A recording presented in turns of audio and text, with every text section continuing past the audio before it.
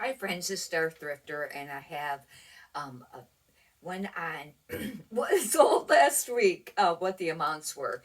I sell on eBay and on Poshmark, and these will be for the sales for both. And we'll get right on to it. I can put my glasses on and see it a little bit easier. And we'll go over a few things that sold too. On eBay, they were slow sales, but it was the holiday week, and the first part of the week, it was all right, but then actually Thursday and Friday was all right, but then Saturday, of course, Sunday won't be on this one. It really took a dive. But anyways, they were slower, and I wasn't too happy about that. But what can you do? The eBay sales, the gross was $1,364.96, and then you subtract the tax and the fees, and that left a net of 725.37. There was 45 sales last week. There was 51, and the average sale price was $30.33. Pretty sure shipping's included in that. Cost of goods $179.10. On Poshmark, it was up from last week. I think I was listing a little bit more, it seemed like, anyways, but I think I had some, day or two maybe that I didn't list. But, anyways, the gross sales was $274. The week before that was only 164. Then you subtract the fees and the shipping discount, and it leaves a net of $209.27. This week there was, or that for this week that we're talking about, which was last week, there was 11 sales on Poshmark. The week before there was only 5, and the average sale price was $24.91. That's because a couple of lesser amount things had sold, and it brings the whole thing down because you average it out. You take your gross and divide it by how many sales. Cost of goods was $43.78. And then the Poshmark fees, they're not in these. I keep a separate tab on that, but they're not in these totals. The gross combining the two, which I was happy about this, was, or all right, it was 1,638.96. The week before, it was 1,817.52. Almost, not quite, but almost $200 difference.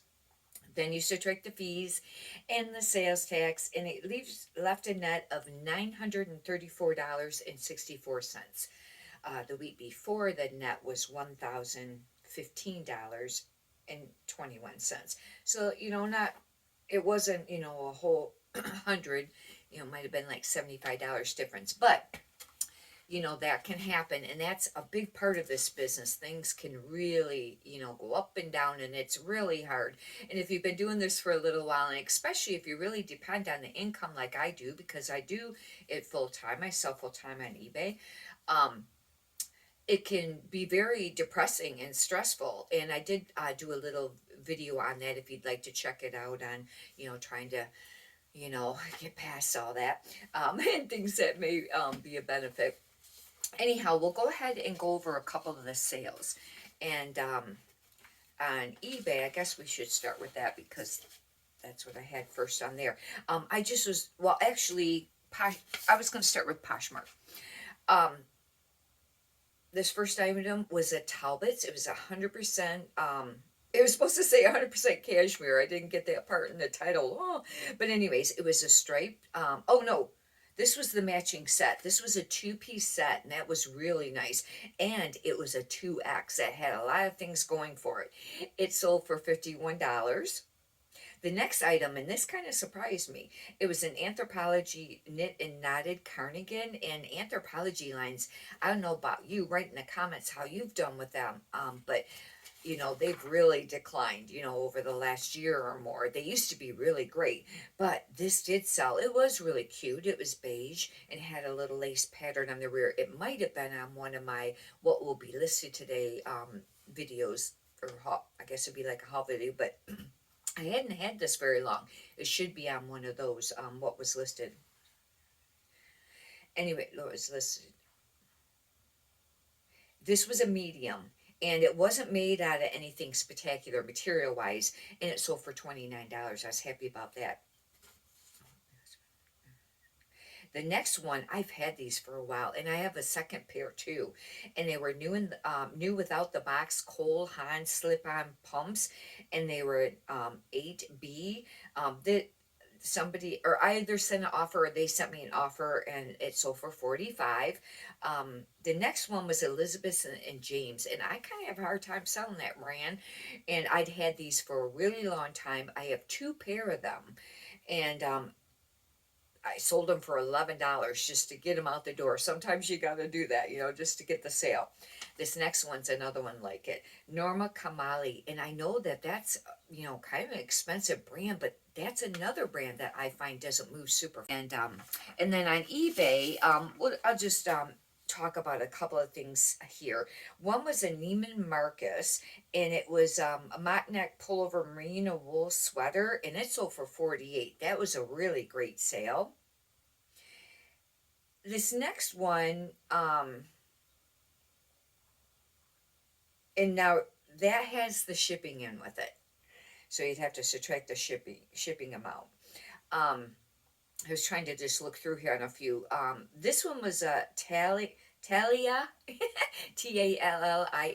It was a men's like dress wool coat, and it was a wool blend, and they purchased it and then they returned it. It didn't fit, and that was $63. But the shipping would have been in there. And then I need to write on here what they actually sold for before I do these. And then another one was a Life is Good, and it was an extra large, and I have been selling the extra larges a little bit, but if you've watched my video from yesterday, I kind of talk about that brand that's kind of been declining. Do your comps. I won't be picking up not very much of it anymore unless it's like a large size or something really spectacular. And then an Elaine Fisher, and this was like a rayon, and it was just a pullover green top, and that sold for well, with the shipping it was 42. I just thought I'd highlight a few on there. Anyways, hopefully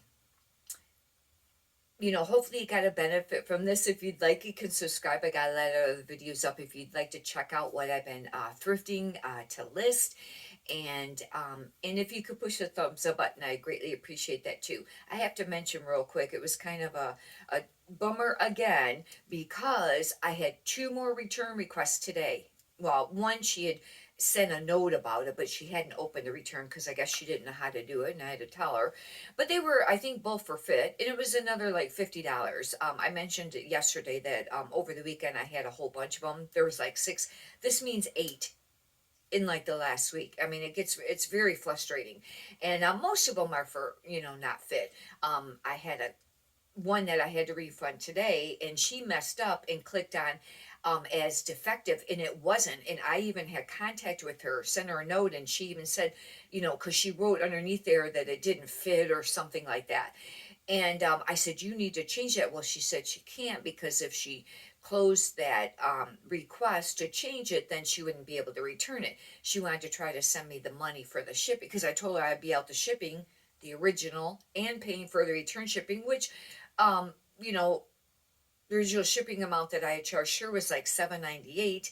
And I don't know how much it is when, if they give us our pro rating when we do the returns or not, with our prices. Anyhow, she said she'd send me the money per PayPal, and I said no, because I won't do anything outside of eBay.